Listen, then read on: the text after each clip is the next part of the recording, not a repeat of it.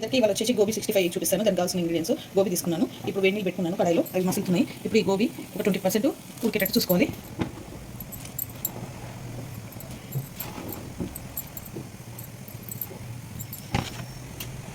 ఓకేనండి, ఇవి 20% ఇలా ఉడికినాయి. ఇప్పుడు జల్లట్లో ఉడపోసుకోవాలి. ఇది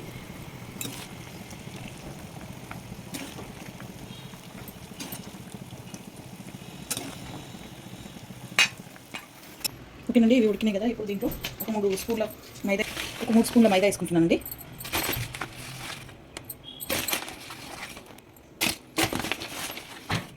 మూడు 4 స్పూన్లు వేసుకుంటున్నాను. 4 స్పూన్ల కార్న్ఫ్లోర్ వేసుకుంటున్నాను.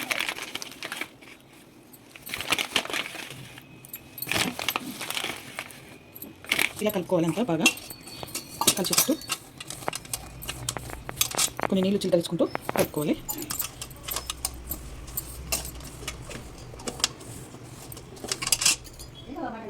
కొన్ని నీళ్ళు చిలకరించుకుంటా ఇదంతా కోటింగ్ దీన్ని కలుపుకునేలాగా కలుపుకోవాలి.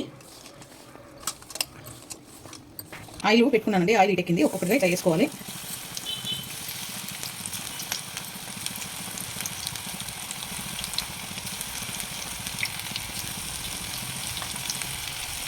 మీడియంలో బ్రౌన్గా అయ్యే వరకు వేయించుకోవాలండి. ఇది ఇప్పుడు ప్రాసెస్ చూద్దాము. పెరుగు 1 కప్పు పెరుగు తీసుకున్నానండి. బాగా చీకాలి, ఇది ఉండలు లేకుండా.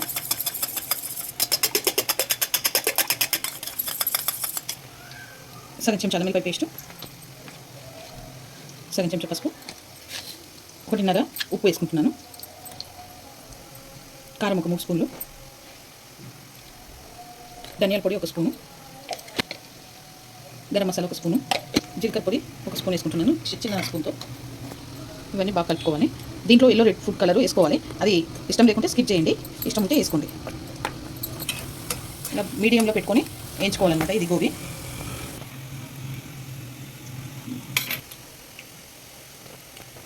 సగం చెంచా ఎల్లో రెడ్ ఫుడ్ కలర్ వేస్తున్నాను. వేసి అంతా బాగా మిక్స్ చేసుకోవాలి. ఇదంతా మిక్స్ చేసుకొని పక్కన పెట్టుకోవాలి.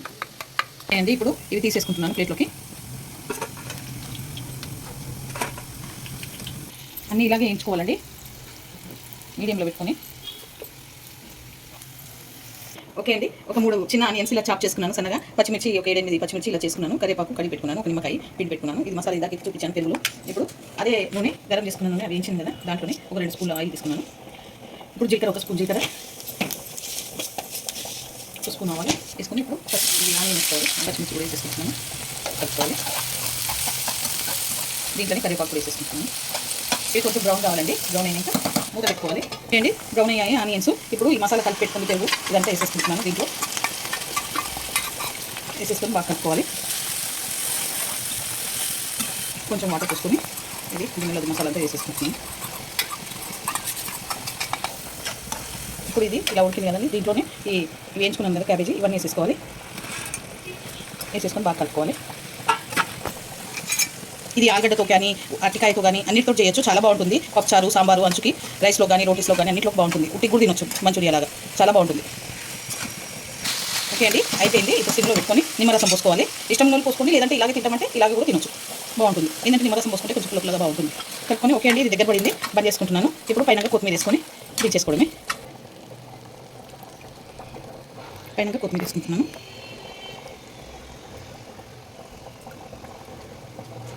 ఓకేనండి, ఇది అయిపోయింది. ఈ వీడియో కనుక నచ్చితే లైక్ చేయండి, షేర్ చేయండి, కామెంట్ చేయండి, సబ్స్క్రైబ్ చేయండి. చాలా బాగుంటుంది. మీరు కూడా ట్రై చేయండి. రోటీలో కానీ, చపాతీలో కానీ, రైస్లో కానీ, బగారా రైస్లో కానీ అన్నింటిలోకి ఉట్టి